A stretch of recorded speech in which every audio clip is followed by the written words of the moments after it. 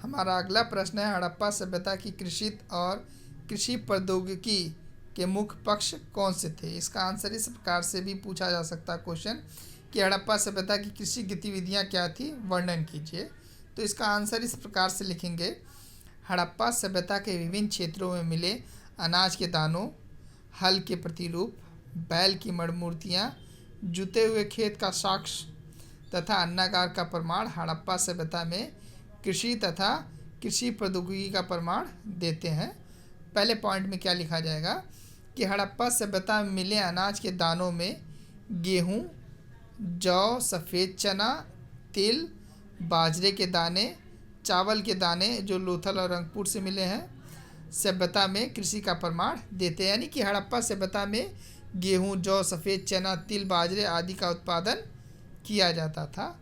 दूसरे पॉइंट में आएगा बैल का प्रयोग। बैल का प्रयोग यानी कि हड़प्पा सभ्यता में खेत जोतने के लिए बैल का प्रयोग होता था, जिसका प्रमाण जो है बनावली और चोलिस्तान से मिलता है।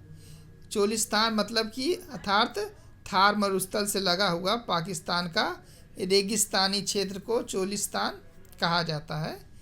तीसरा पॉइंट में आएगा, एक साथ दो फसलें उगाई जाती थी।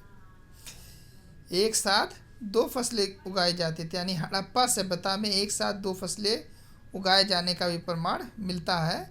कालीबंगा में जुते खेतों के साक्ष्य जिसमें हल रेखाओं के दो समूह एक दूसरे को समकोण पे काटते हैं, जिसमें दो फसलें उगाई जाती थी। यानी हड़प्पा सभ्यता में कालीबंगा में जो जुते हुए खेत का साक्ष्य मिला है, उसमें एक साथ दो फसलें उगाए जाने का प्रमाण मिला है।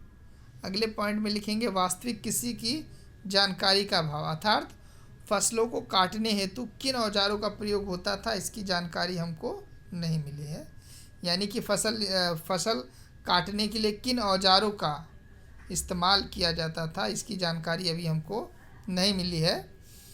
अन्नागार यानी कि हड़प्पा सभ्यता में मोहनजोदड़ो, हड़प्पा, लोथल, कालीबंगा से अन्नागार का साक्ष्य मिला। यानी कि यहाँ पर अनाज का भंडारण किया जाता था, वहाँ पे उसका संग्रहण किया जाता था।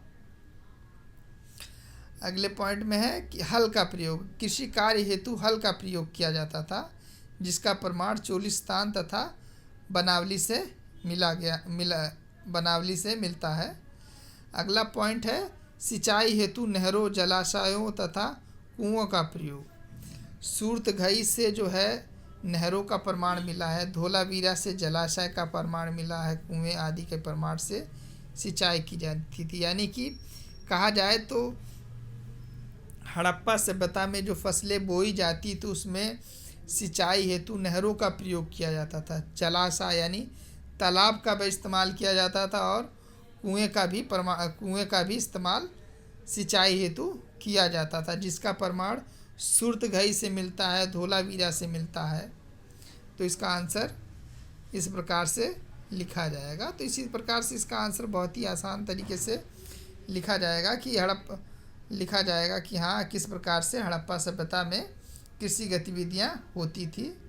तो सबसे पहले हम लोग ये लिखेंगे कि हड़प्पा सभ्यता में अनाज के दाने पाए जाते थे, इसमें गेहूँ, जौ, चना आदि। फिर बैलों के माध्यम से खेतीबाड़ी की जाती थी, एक साथ दो फसलें उगाई जाती थी, और हल का प्रयोग होता था, नहरों का प्रयोग होता था।